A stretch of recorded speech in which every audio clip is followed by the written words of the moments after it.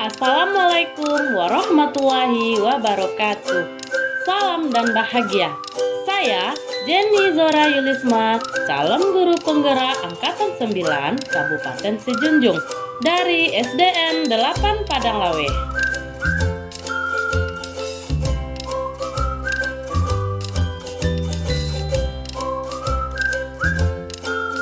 Pada kesempatan kali ini, saya akan memaparkan kesimpulan dan refleksi pemikiran Ki Hajar Dewantara pada modul 1.1 Koneksi Antar Materi.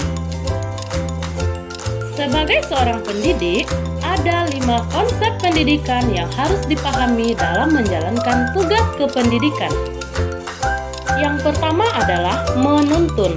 Pendidik itu hanya dapat menuntun tumbuh atau hidupnya kekuatan kodrat yang ada pada anak-anak agar dapat memperbaiki lakunya, bukan dasarnya. Hidup dan tumbuhnya kekuatan kodrat anak dengan menerapkan semboyan Ki Hajar Dewantara, yaitu Ingat Sosung Tulodo, Ingmat Ya Mangun Karso, Tut Wuri Handayani. Kedua, kodrat anak untuk merdeka dan bermain.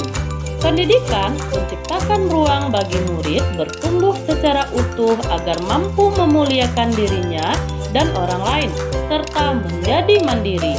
Dengan memberikan kemerdekaan batin melalui pendidikan dan merdeka lahir melalui pengajaran, permainan dapat menjadi pembelajaran di sekolah. Ketiga, pendidikan yang berpihak pada anak.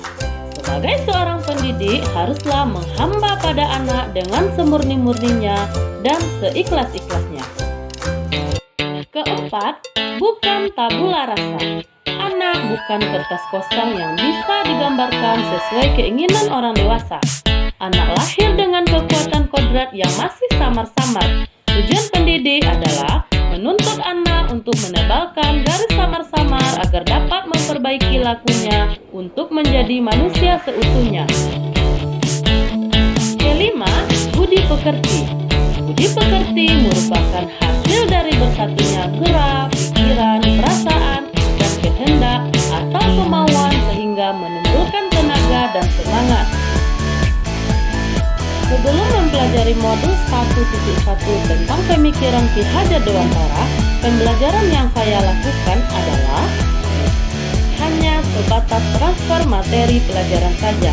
Ketuntasan dalam penyampaian materi lebih penting daripada memahami.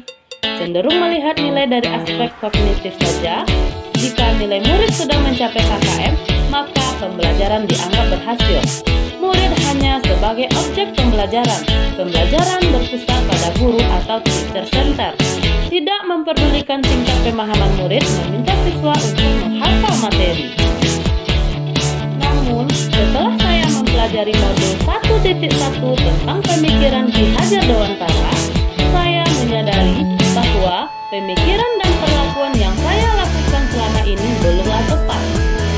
Seharusnya saya melakukan proses pembelajaran secara menyeluruh, meliputi aspek kognitif, afektif, psikomotor, spiritual, sosial, dan budaya. Murid bukanlah objek, melainkan subjek pembelajaran yang harus mendapat kebebasan dan kemerdekaan dalam berekspresi dan berkreasi. Guru sebagai fasilitator dalam pembelajaran. Guru harus ikhlas, penuh kesadaran dan segala ketulusan hati. Guru mempelajari karakteristik murid karena setiap anak itu adalah unik. Sebagai seorang guru, saya harus menghargai karakter murid, memberikan kesempatan kepada murid untuk tumbuh sesuai dengan kodratnya. Yang bisa segera saya terapkan dalam pembelajaran di kelas antara lain adalah merancang pembelajaran yang interaktif dan menyenangkan, melibatkan murid dalam pembelajaran atau student center, di mana pembelajaran berpusat kepada siswa, menerapkan pembelajaran berpikir kritis, kreatif, komunikasi, berkolaborasi, menerapkan konsep memerdekakan anak.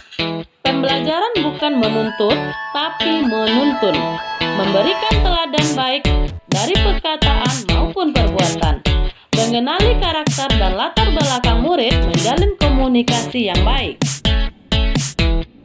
Demikianlah Semoga paparan saya menginspirasi Bapak dan Ibu pejuang pendidikan. Wassalamualaikum warahmatullahi